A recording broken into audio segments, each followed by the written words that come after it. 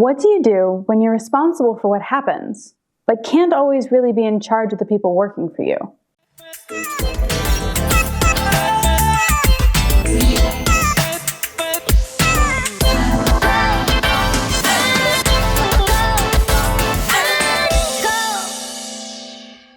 Recently, a customer asked me if I could do a video on strip club management. I haven't done one so far because even though I've managed a strip club, I only did it for less than a year before I had to give the job away and focus on my senior year in college. I was also a pretty low-rung manager. I was dancing at the same time, and my job was mostly to take care of dancers' issues and count dances and take money on Friday nights. However, I've always been really close to the managers at the clubs that I've worked at, and I've heard lots of stories. It's a hard job. They get there earlier than everyone else, leave later, have to do a lot of paperwork, and are often covering for somebody else's job, like DJing or bouncing. They also routinely get to watch the 19-year-old girl who just got hired today make more money in one night than they'll make in a week, after years of service to the club and the owner. I have a video about some of my experiences as a manager, and that's in my Mondays in the Dressing Room playlist, which I'll link in the end. But there's a lot that I haven't said. So, as someone who's been a manager and a dancer, here are my tips for how to be a good strip club manager. Number 1, keep healthy professional boundaries. Mostly in strip clubs, managers don't do this. They flirt with some of the girls, they play favorites, and it makes their own job harder. Some dancers will feel alienated while others feel uncomfortable, and it just leaves you open for a lawsuit. I left one club because there was a manager that was flirting with me with greater and greater intensity. I didn't want anything to do with him, and I was afraid of the repercussions of telling him no. On the other hand, I knew of a manager who was falsely accused of sexually harassing a dancer. He nearly got fired because everybody knew that he had dated 2 dancers and flirted with others. The only thing that saved him was that dancer having a serious history of lying, and the fact that she said that she was with him at times that he had an alibi. Don't be this guy. Act professionally with your staff. Number 2, don't make a rule if there doesn't need to be one. Every manager dreams of running a business that just goes as smooth as butter, with them sitting at the middle, dealing with minor infractions and making the rules that are necessary. Strip clubs will never be this. Kiss that dream goodbye. A strip club is a business where most of the customers are drunk. A lot of times, many of the dancers are drunk, and even the staff is often drunk. A normal night can include bar fights, bouncer fights, even fights between girls. So keep in mind what the focus is. Making everyone money. And try to keep your rules focused on that too. Does there really need to be a rule that girls can't ever wear their hair up? Or what colors they can wear? Is it a law in your area that stripper shoes have to be a certain height? Or do you just think it's pretty when they're higher? Based on your area, you have to have rules about thongs, floor wear, and things like that.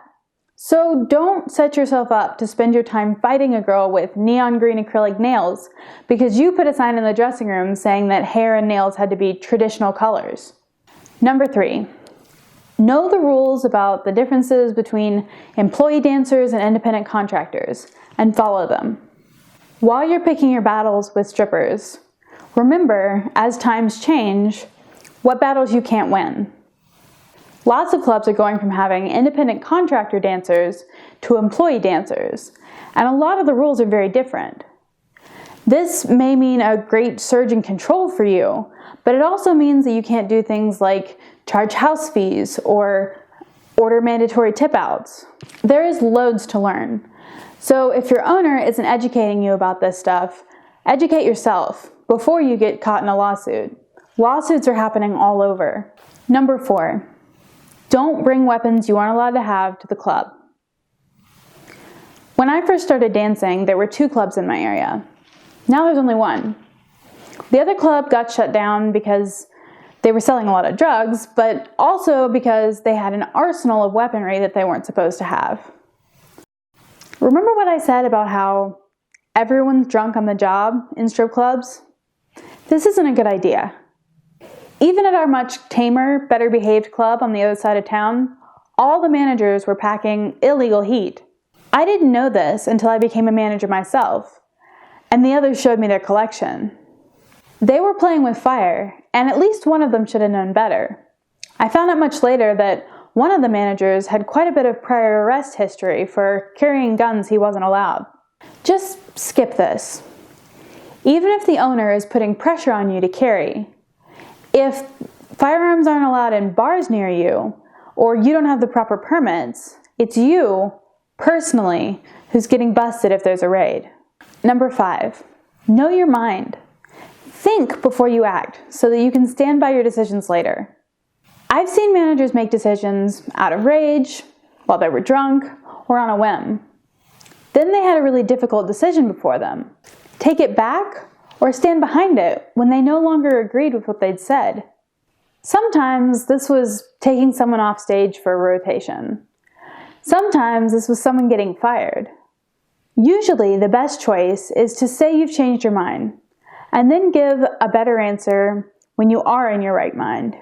But if you do too much of this, the dancers won't have any certainty in the answers you give them, and they're much less likely to listen to you. So think before you speak. Don't be afraid to say, "Let me think about it, I'll get back to you." Make careful decisions and then stick to them so that everyone feels that their heels are planted firmly on the ground, whatever their height. Number 6, don't steal from the dancers. I really shouldn't have to say this, but it's a pretty big problem. Long before I became a manager, I used to sit and have long talks with the owner of my club. One of the things he told me that really shocked me was that he knew that every employee who had the chance to steal from him did, and he allowed it within a certain margin. I know of at least a few employees who definitely didn't steal from him, myself included. But I think he was right that it's probably pretty easy for managers to fudge the numbers enough to pad their paycheck a little. My very strong recommendation is not to steal from anyone, and to talk to your boss or the owner if you feel like your pay is unfair. But if you're going to steal, don't do it from the dancers. They pay attention, they'll notice, and they'll string you up the pole with a thong around your neck. Save yourself and your job. Don't steal from the dancers. Number 7, be friendly. It makes life easier. One of the reasons why I got hired to be a manager while I was also dancing is because the girls didn't trust or like the managers that they already had.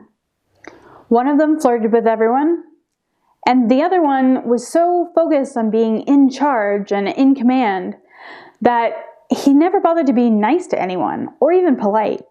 As a result, the girls argued with every single decision these guys made, just because they thought they were jerks. A lot of my job was to wait until the manager left the room and say, what he really meant to say was, being kind to the people who work for you is always the best option. These are all pretty vague suggestions, but they're a good start when managing any strip club. Are any of you in the audience strip club managers? If so, please hire me if I come for an audition. Just because I have a YouTube channel doesn't mean I'll tell all your secrets. Also, do you agree, disagree, or have something to add? Leave it in the comments. If you're a dancer, what's one thing that the managers that you work with could do to make life easier? You can leave that in the comments too. Up here is the Promise Monday in the Dressing Room playlist. Down here is a video about working with staff, including managers. In the description is the link to my Patreon. I don't make any money off of these videos on YouTube because they're adult-oriented, so I rely on Patreon for the money to make improvements. Please consider becoming a patron, even if it's just for $1. If you can't donate, or even if you can, please share my video with your friends. The more people who see them, the more people who will benefit from them. Have a great day.